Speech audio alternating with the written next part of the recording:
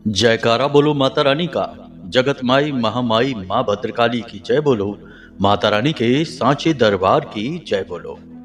तो मीन राशि वालों, आप सभी का स्वागत है मीन मंथन यूट्यूब चैनल में। बंधुओं, 1 से 7 फरवरी के बीच मंदिर में जाकर दान कराना, यह एक छोटी सी चीज रातों रात पैसे की बारिश कराती है, छप्पड़ फाड़ के धन दौलत देती है, हर एक दुख तकलीफ और भयंकर से भयंकर नकारात्मक ऊर्जाओं को एक चुटकी में दूर कर देती है। यह एक छोटी सी चीज, बस आपको इस एक चीज को चुपचाप बिना किसी को बताए मंदिर में जाकर दान कराना है और एक छोटी सी क्रिया इसके साथ और करनी है। फिर देखना जो चमत्कार होंगे, जो अनोखी घटनाएं जीवन में घटनी शुरू होंगी, आप खुद भी आश्चर्य में पड़ जाएंगे। इतनी खुशियां जीवन में आएगी कि आप एक पैर पर नाचने लगोगे। जी हाँ बंधुओं, ये बातें कोई मजाक नहीं है, इन बातों में सच्चाई है। जो इस सच्चाई को जान जाएगा वह तो इस फरवरी में माला माल होगा।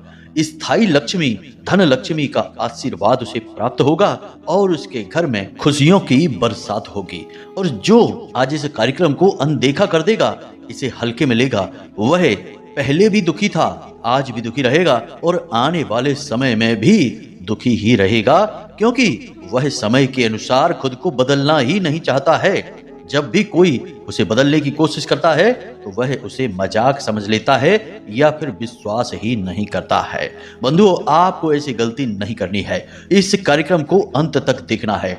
इस कार्यक्रम में हम आपको बताएंगे इस एक चीज के विषय में, जिसे आपको इस फरवरी के महीने में चुपचाप मंदिर में जाकर दान कराना है और इसके बहुत ही शुभ, बेहद ही पवित्र परिणाम आपको अगले दिन से ही मिलने शुरू हो जाएंगे, हम गारंटी के साथ कहते हैं। इसी के अनुसार बंधुओं, यह जो फरवरी का महीना है आपके जीवन में बड़े परिवर्तन लेकर आने वाला है। शुरुआत के 1 से 7 फरवरी में ही आपके जीवन में घटित होंगी 3 बेहद शुभ घटनाएं, और इन शुभ घटनाओं या यूं कहें कि शुभ घड़ियों का आप लंबे समय से इंतजार करते चले आ रहे थे। जिन चीजों के लिए आप अब तक परेशान थे, वे चीजें आपकी हो जाएंगी। परंतु बंधुओं, याद रखना कि यह फरवरी का महीना राहु का महीना है, तो कुछ नकारात्मक तो अवश्य होगा ही। और वैसे भी प्रकृति का नियम है कि दिन है तो रात है, सफेद है तो काला है। तो इसी प्रकार 3 शुभ घटनाओं के साथ साथ एक अनहोनी नकारात्मक घटना भी फरवरी के शुरुआत में ही घटित होने वाली है। आपको इस अनहोनी घटना के बारे में जानना बेहद आवश्यक है। यदि आप इसे जान जाएंगे तो कुछ जरूरी सावधानियां बरतते हुए आप इस अनहोनी नकारात्मक घटना को टाल भी सकते हैं, इससे बच भी सकते हैं, वरना यह आपके जीवन को पूरी तरह से तहस नहस कर देगी। जितना दुख अब तक आपको मिला होगा, उससे 1000 गुना ज्यादा दुख आपको इस एक घटना से मिलने वाला है। जी हाँ बंधुओं, कौन सी है यह घटना, हम आगे आपको सब कुछ विस्तार से बताएंगे। कहने का मतलब यह है कि आज का यह जो ज्योतिष कार्यक्रम है, यह पूरे फरवरी के महीने की रिपोर्ट है जो आपको मिलने वाली है, और इस रिपोर्ट के आधार पर आप अपने फरवरी के महीने से वह सब कुछ हासिल कर सकते हैं जो अब तक आपको मिल नहीं पाया है। जी हाँ बंधु, बहुत ही ज्ञानवर्धक और बेहद ही सटीक ज्योतिषीय गणनाओं पर आधारित है आज का यह कार्यक्रम। इस कार्यक्रम को आपको अंत तक देखना ही होगा। बंधु, कार्यक्रम के अंत में हमने आपको एक ऐसा महाशक्तिशाली उपाय भी बताया है जिसमें राहु, केतु, शुक्र, मंगल और शनि और साथ में बुध, इतने ग्रहों को आप केवल एकमात्र उपाय से अपने अनुकूल बना सकते हैं। और ये वही ग्रह हैं जो किसी भी जातक के जीवन को स्वर्ग बनाते हैं, उसके जीवन में खुशियां ही खुशियां लेकर आते हैं।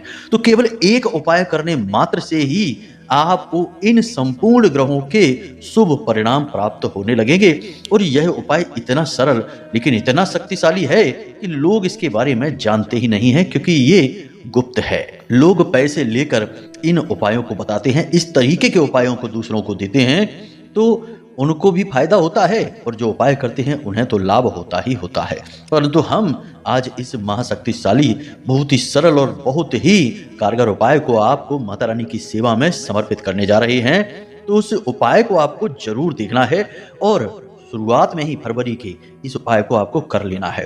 फिर देखिए कि कैसे इस पूरे महीने आपकी चांदी ही चांदी रहती है। बंधुओं, बुद्धिमान इंसान वही होता है जो समय के अनुसार फैसले लेता है, बदलती हुई समय की घड़ियों और चालों को जानता है और उसी के अनुसार जो भी जरूरी है केवल वही कार्य करता है, अपना समय बर्बाद नहीं करता है। तो बस आज आपको अपने समय का सदुपयोग करना है। इधर उधर गप्पे हाँकने में या यूं ही टाइम पास की चीजों को देखने और सुनने में आपने बहुत समय खराब कर लिया। अब आपको अपने समय का सदुपयोग करना है। इस कार्यक्रम को अंत तक देखना है और जो भी बातें हम आपको बता रहे हैं उन्हें पूरी गंभीरता से पूरे ध्यान के साथ समझना है। जरूरत पड़े तो कॉपी और पेन लेकर बैठिए और चीजों को नोट करते चलिए।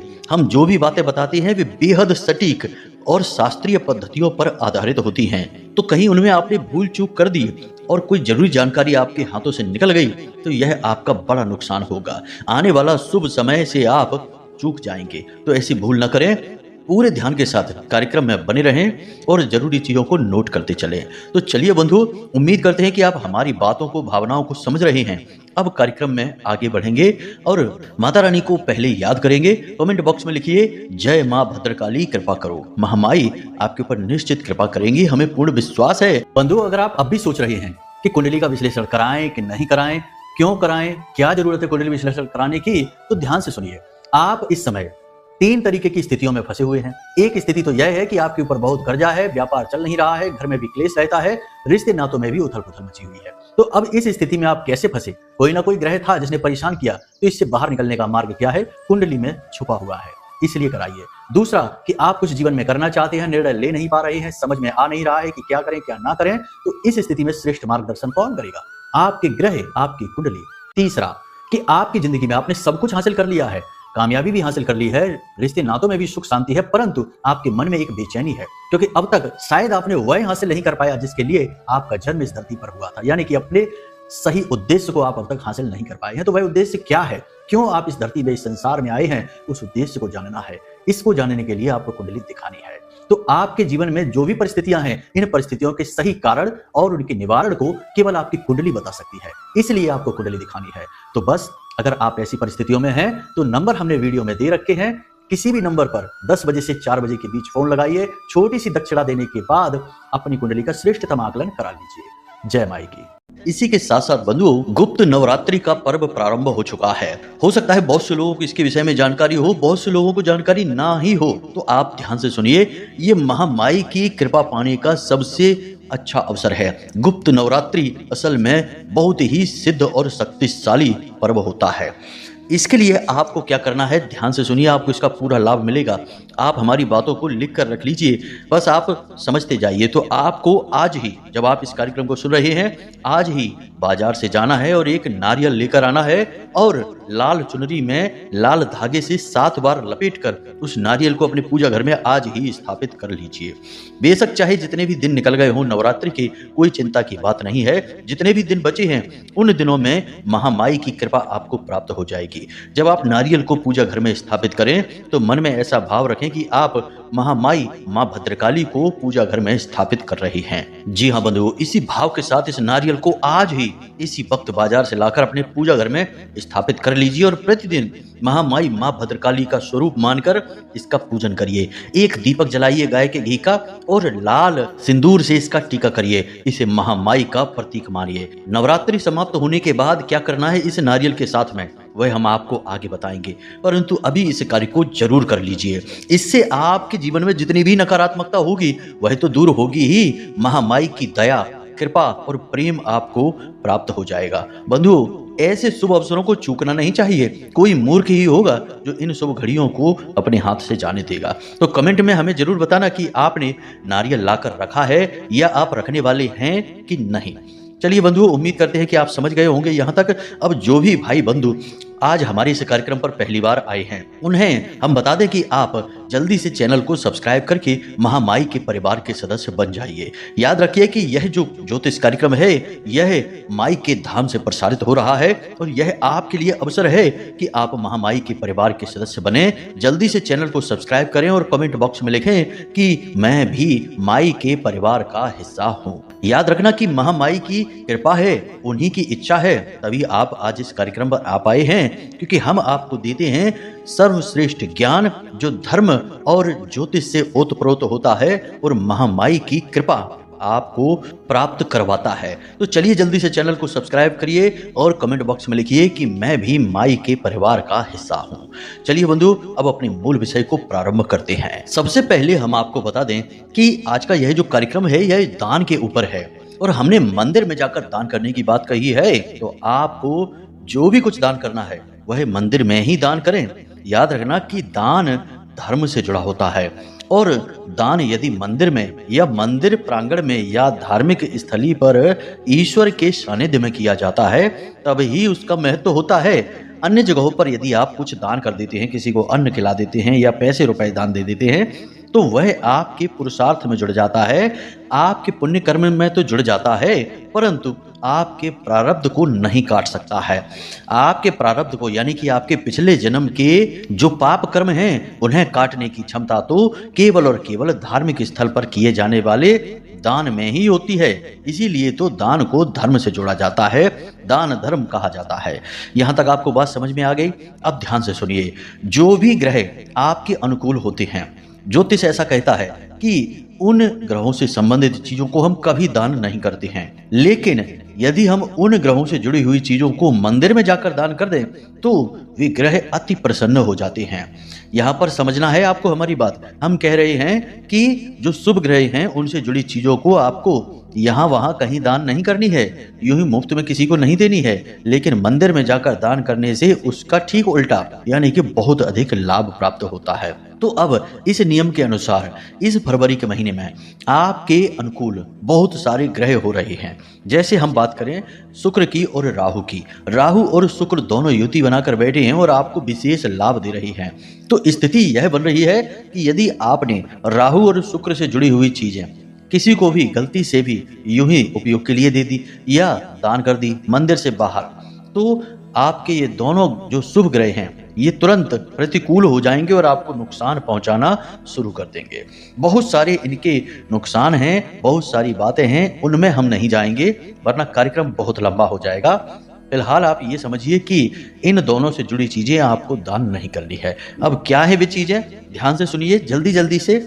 सफेद रंग की कोई भी चीज यानी कोई वस्त्र, कोई खाने की चीज, परफ्यूम या आपके पहने जाने वाले कपड़े या प्रयोग की जाने वाली कोई भी चीज सफेद रंग की यदि है वह शुक्र का सूचक है। सफेद रंग के खाने पीने की चीजें जैसे कि चावल है, आटा है, शक्कर है, नमक है या धर्म कर्म से जुड़ी चीजें जैसे कि कोई मूर्ति है, कोई तस्वीर है या कोई धार्मिक किताब है, इन चीजों को आपको किसी को भी ना तो यूं ही प्रयोग के लिए देनी है और ना ही दान में देनी है, इसे ध्यान रखना। राहु से जुड़ी चीजें कौन सी हैं जरा इसको समझ लो। ये बहुत बड़ी गलती लोग करते हैं अक्सर। इसमें राहु से जुड़ी चीजें हैं आपकी घड़ी, आपका कैलेंडर, आपका मोबाइल और इलेक्ट्रॉनिक सामान, साथ ही आपके ऑफिस या घर में चलने वाले जो भी इलेक्ट्रॉनिक उपकरण हैं ये सभी राहु के सूचक हैं। काले रंग की कोई भी वस्तु, नीले रंग की कोई भी वस्तु, कोई भी वस्त्र, ये राहु के सूचक हैं। शनि के भी सूचक होते हैं लेकिन राहु के भी होते हैं। याद रखना कि शनि और राहु मित्र ही हैं, अलग अलग नहीं हैं। तो एक जैसा स्वभाव, एक जैसी प्रवृत्ति और एक जैसी क्रूरता होने के कारण बहुत सारी चीजें शनि को और राहु को दोनों को एक साथ समर्पित हो जाती हैं। इसलिए यहाँ पर भ्रमित होने की आवश्यकता नहीं है। तो आपको ये चीजें किसी को भी नहीं देनी है। लोग अक्सर ऐसा करते हैं कि किसी की घड़ी अच्छी लग गई तो ले लेते हैं पहनने के लिए कि अपनी घड़ी दे दो, कुछ दिन पहन लेते हैं, या फिर कोई इलेक्ट्रॉनिक चीज ले लेते हैं और मोबाइल ले लिया या कुछ और ले लिया। कुल मिलाकर आपको अपनी इलेक्ट्रॉनिक चीज तो भूल कर भी किसी को प्रयोग करने के लिए नहीं देनी है। इसी के साथ साथ सोशल मीडिया का भी प्रयोग आपको बहुत सोच समझ कर करना है। सोशल मीडिया भी राहु को ही समर्पित होता है, राहु का स्थान होता है। आप देखते हैं कि राहु का स्वभाव क्या है, अचानक से किसी को बहुत ज्यादा कामयाब बना देना या फिर अचानक से किसी कामयाब इंसान को तुरंत बर्बाद कर देना। और आप देखते हैं कि सोशल मीडिया पर भी यही हो रहा है कि अचानक से कोई रातों रात बहुत मशहूर हो जाता है, लाखों करोड़ों में खेलने लगता है। और कभी कभी ठीक इसका उल्टा भी होता है कि बहुत कामयाब कोई इंसान है अचानक से बर्बाद हो जाता है सोशल मीडिया की ताकत से, क्योंकि यह राहु का सबसे शुद्ध स्वरूप आज के समय में बन चुका है। जी हाँ बंधु, याद रखना कि राहु दिमाग से खेलने वाला ग्रह है, उसके पास दिमाग ही है, शरीर तो है ही नहीं। और सोशल मीडिया भी आपके दिमाग पर ही हावी रहती है।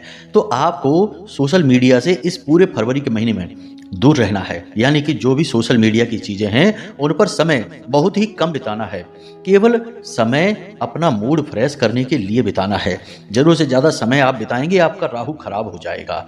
जी हाँ बंधु, इसी के साथ साथ अपनी व्यक्तिगत फोटो, अपने परिवार की हंसती मुस्कुराती या किसी विशेष अवसर की तस्वीरें और फोटोओं को आपको सोशल मीडिया पर इस महीने में अपलोड नहीं करनी है।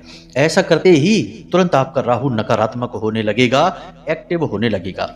कई बार आपने यह बात नोटिस की होगी, नहीं की है तो हम आपको बता देते हैं, एक प्रयोग करके आप देख लीजिए कि यदि आप वैवाहिक बंधन में बंधे हैं तो पति पत्नी एक साथ हंसते मुस्कुराते की एक फोटो खींचिए और उसे किसी भी सोशल मीडिया पर अपलोड कर दीजिए और इंतजार करिए। 24 घंटे बीत नहीं पाएंगे, आप दोनों के बीच किसी बात को लेकर विवाद या झगड़ा हो जाएगा। कभी कभी बात छोटी मोटी, लेकिन कभी कभी बात बहुत अधिक बिगड़ जाएगी। बहुत सारे परिवार इसी चक्कर में टूट गए कि वे अपनी हर छोटी मोटी बात को सोशल मीडिया पर अपलोड करने लगे और उनका राहु एक्टिव हो गया तो पता चला कि भयंकर दुर्घटना हो गई या कोई बीमारी आ गई, या फिर इन दोनों में किसी बात को लेकर मनमुटाव और इतना क्लेश बढ़ गया कि बात अलगाव तक की आ गई, यानी अलग अलग रहने तक की आ गई, प्रेम ही समाप्त हो गया। राहु बहुत जल्दी एक्टिव होता है ऐसी स्थिति में। तो आपको क्या करना है, पर्सनल फोटो, तस्वीर, वीडियो जो आपके परिवार के और आपके साथ में हैं, इनको सोशल मीडिया पर नहीं डालना है। दूसरा, सोशल मीडिया पर ज्यादा समय खराब नहीं करना है, घड़ी देखकर चलना है। ज्यादा से ज्यादा 10-15 मिनट या आधा घंटा सोशल मीडिया पर देना है पूरे दिन का। इसी के साथ साथ बंधुओं, हम आपको एक बहुत ही शक्तिशाली उपाय, छोटा सा है लेकिन बहुत शक्तिशाली है, नुस्खा है, इसे हम आपको बता देते हैं। यह आपके घर की और आपके जीवन की संपूर्ण नकारात्मकता को मिटा डालेगा। अगले ही दिन से आपको इस उपाय का प्रभाव देखने को मिलेगा। तो ध्यान से सुनिए क्या करना है। आपके नजदीक जो भी मंदिर है, चाहे भोले बाबा का मंदिर हो, चाहे हनुमान जी का मंदिर हो, जो भी मंदिर है जिसमें आप जाते हैं, पूजा पाठ करते हैं, तो आपको रात्रि के समय उस मंदिर में जाना है, यानी कि लगभग 9 बजे के आसपास, बहुत अधिक रात ना हो, 9 बजे के आसपास आपको उस मंदिर में जाना है।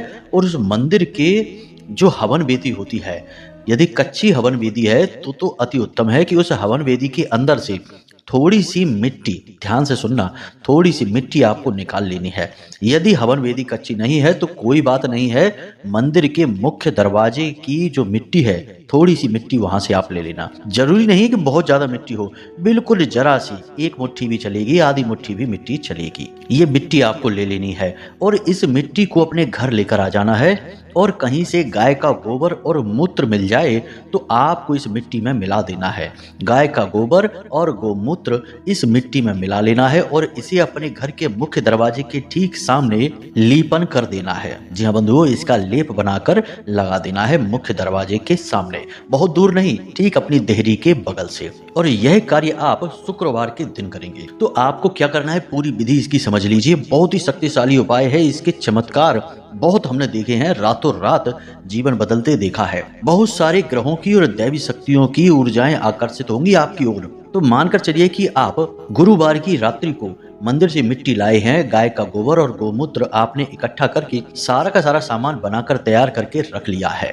अब आपको शुक्रवार के दिन सुबह सूर्योदय होने से पहले अपने घर के मुख्य दरवाजे का लीपन कर लेना है। लीपन करने के बाद आपको आटे से एक चौक बना देना है। चौक बनाने के बाद आपको उस चौक के ऊपर गाय के घी का एक दीपक जला देना है। यह क्रिया करने से पहले अपने मुख्य दरवाजे का जल से सिंचन अवश्य कर लें, यह बहुत जरूरी है। इतनी सी क्रिया आप कर लें, इससे कोई भी नकारात्मकता हो, कैसी भी नकारात्मकता हो, आपके घर से दूर हो जाएगी। लेकिन सबसे बड़ी बात कि मंदिर की मिट्टी और गाय का गोबर और मूत्र लगा है तो यह बहुत ही पवित्र ऊर्जा को आपके घर में लेकर आएगा। जिस भी देवी देवता के मंदिर से यह मिट्टी आई है वे देवी देवता साक्षात या फिर अपने कोई वीर आपके घर भेजेंगे। आप देखेंगे कि जैसे ही आपने यह क्रिया की है, उसी दिन से यानी कि शुक्रवार के ही दिन से आपके जीवन में चमत्कारी घटनाएं घटनी शुरू हो जाएंगी। कहने का मतलब कि जो आपके सामने परेशानियां हैं, जिनका समाधान आप ढूंढ नहीं पा रहे हैं, वे समाधान आपको अचानक समझ में आने लगेंगे। रास्ते की अड़चने, विवाद, परेशानियां सुलझने लगेंगी। अब आप समझिए कि भगवान कभी साक्षात आपके सामने प्रकट होकर आपकी समस्या का समाधान नहीं करेंगे, ना ही आपको कहीं धन दौलत पड़ी मिल जाएगी। कहने का मतलब यह है कि सब कुछ करना आपको ही है, परंतु आपका दिमाग इतना तेज हो जाएगा, आपकी परिस्थितियां अचानक से बदल जाएंगी कि आप जो भी काम करेंगे उसमें आपको तुरंत कामयाबी मिलनी शुरू हो जाएगी। आपके प्रयास सिद्ध होने लगेंगे, जिससे आपकी दिन दूनी रात चौगुनी तरक्की होने लगेगी। तो ये क्रिया आप जरूर कर लेना इस फरवरी के महीने में शुरुआत में ही। अब एक छोटा सा कार्य और, क्योंकि घर की नकारात्मकता तो है ही, आपके खुद के ऊपर भी किसी न किसी प्रकार की नकारात्मक ऊर्जा बनी ही रहती है। याद रखना कि आज का जो समय है, दौर है, यह पूर्ण रूप से नकारात्मक ऊर्जाओं से भरा हुआ है। हर तरफ आप देखते हैं कि लोगों की विचारधारा कितनी विकृत हो चुकी है।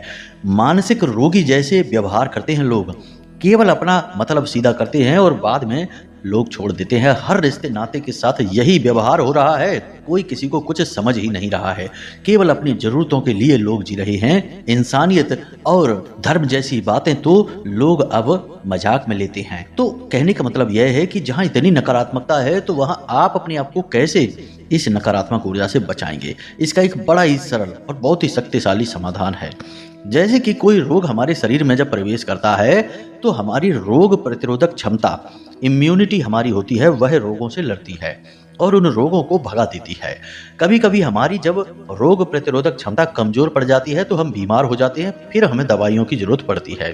ठीक इसी प्रकार नकारात्मक ऊर्जा जब हमारी ओर आती है, तो हमारे पास खुद का प्रतिरक्षा कवच है, जिसे हम अपना ऑरा या अपना ऊर्जा शरीर कहते हैं। हमारा अपना खुद का एक ऊर्जा स्वरूप होता है, जो हमारे शरीर के आसपास होता है और हमारे शरीर को घेर कर रखता है। यह ऊर्जा शरीर बहुत शक्तिशाली होता है, हर प्रकार की नकारात्मकता को यह दूर भगा देता है। लेकिन हमारी खुद की गलतियों से ही यह ऊर्जा शरीर हमारा खराब होने लगता है। जैसे कि हम झूठ बोलते हैं, उल्टे सीधे कार्य करते हैं, अनैतिक गलत कार्य करते हैं, या फिर हम जुआ, शराब, वेश्यावृत्ति और व्यसन आदि में डूबने लगते हैं, तो हमारा ऊर्जा शरीर सिकुड़ने लगता है। फिर हम नकारात्मकता में डूबते चले जाते हैं। तो आपको इस ऊर्जा शरीर को बलवान बनाना है। तो सबसे पहले तो जो आदतें गलत लगती हैं आपको, उन्हें तुरंत छोड़ दीजिए। किसी ने आपको जबरदस्ती तो इन आदतों में डाल नहीं रखा है, आपका अपना निर्णय ही तो है। जब तक जरूरत ना हो, बहुत स्थिति विकट ना हो, झूठ ना बोलें, किसी के हिस्से दबाने की कोशिश ना करें, किसी के साथ गलत व्यवहार ना करें, अपनी वाणी को बहुत मीठा रखें। इसी के साथ साथ आपको एक कार्य करना है। प्रतिदिन जब आप सोकर जागे, तो स्नान आदि करने के बाद, या नहीं स्नान करना है तो बिस्तर पर ही आंखें बंद करके कम से कम 15 से 20 मिनट के लिए बिल्कुल मौन अवस्था में बैठे रहें। जैसे ध्यान में योगी बैठते हैं, ऐसे ही आपको आंखें बंद करके बैठ जाना है सुखासन में।